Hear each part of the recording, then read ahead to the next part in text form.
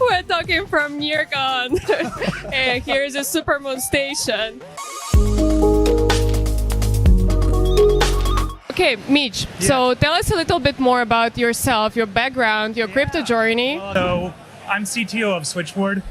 We are an Oracle protocol that's going multi-chain from Solana, building on Near, out of breath and jumping. We've had a lot of requests to actually build on Near to help out build the DeFi ecosystem.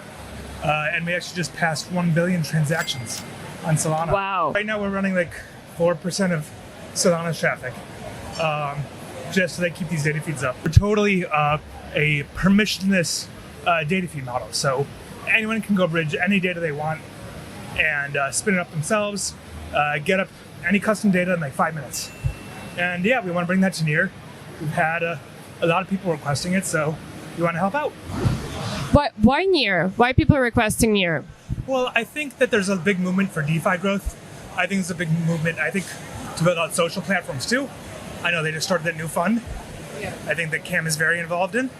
And I think they just need an Oracle to really help build out that ecosystem. They need some of the base layer, which we can provide. So we're excited to do it.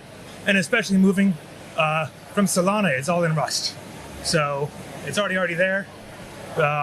It's not that much of a migration to support both. So we would love to do it. We are already on DevNet actually. So we're gonna be ready. We'll see. I think we're gonna kick up the TPS a little bit. We run like 60 transactions per second on Solana. So we'll see how much the load is balanced between shards on Near. So are you gonna do a big announcement during mainnet? Well, we have the panel tomorrow. So on the panel, we'll talk a little bit about it. We'll talk about how like the different settings you can actually give yourself operating a data feed on Switchboard versus any other provider. And we'll talk about how we're going to launch a mainnet and who we can help support. We already talked to a few teams. I don't think I've announced that they're working with us yet, so I'll keep that for them to announce. But we're excited. I think we're going to have some traction right away, so I'm really happy. And like I heard you also guys have custom data feeds. So we support some data feeds ourselves for the big DeFi pairs, but the whole idea is anyone can go make their own data feed in like 5 clicks. So if you have your own token that you want to list right away, you don't have to wait for another provider to list it and pay $5,000, $50,000 for a listing fee. You can just do it yourself if there's any public endpoint on the internet. So we're a totally customizable, permissionless solution. That's the whole mechanism we operate on. So who are the people using Switchboard? The people using Switchboard, we have about 42 projects on mainnet on Solana right now. I think some of our biggest users right now are Solana. Well, I think the biggest one. We're very close with their team. I think people really like the flexibility, so we've had a lot of onboarding. But I'm happy to share with Near on some customer stories from Solana, why they think it's useful, and what we can bring to the Near ecosystem. How would you explain your project in a very, very simplified way? Sure. So when you're building on the blockchain, you actually don't have access to information on the internet like you do on any other website. So if you want to actually get info, like, let's say, what's the weather going to be in New York next week, and you want that on blockchain, we offer a way to fetch that in a really high security manner. What is the advantage of Near over Solana, for example? So it's actually nice when you can own all the state of your program. So if you actually want to publish data yourself, you can actually charge other people for reading your data. So if you have something proprietary that you want to sell, like information you want to sell, you can do that using Switchboard on Near, which is not very easy on Solana. So we're going to offer that out the door right when we launch. We're going to allow people to spin up data feeds that they charge for and can say that they want reward funds sent to whatever wallet that they want. I'm curious to hear your opinion on data privacy. Well, yeah, that's why we're really looking at public APIs that are already public on Web2. Then there's no real issue because it's already a public good. So we're looking to make that public good market something that you can transfer to Web3. Very highly believe that people should have the right to own exactly what they know is being put on the internet about themselves.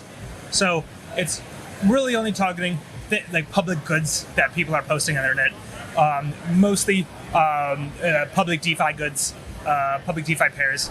But I think in terms of financial or personal means, the people collecting this data don't have a way to discern that very well. So I think it's hard to say that I support one type of data collection, not the other, because I think the line blurs really easily. And do you do like any steps to protect your own data?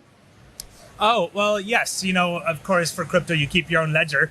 I use Brave browser, which is a fantastic tool. And I know some of the team here. It's like really exciting to see them in person finally. And I think that crypto, if you just enter the space, you see all these other utilities to keep your own personal information private.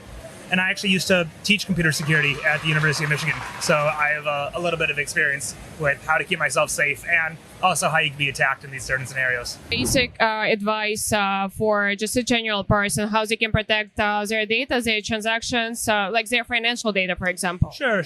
I think just knowing what network you're on when you're actually looking at these websites is a good start. It depends what level of security you're looking for. Of course, in most scenarios, things are kept up to date, but always update your devices to the newest versions, because I think 80% of hacks are things that are pre-published working on outdated devices. And my last question is, what's the craziest story that you experienced in the crypto space?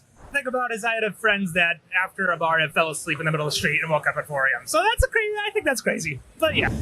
Thank you so much, Mitch. Oh yeah. Thank you for so amazing bounce at much. the bounce house. I'm sweating. I am sweating. Sweating at sweat.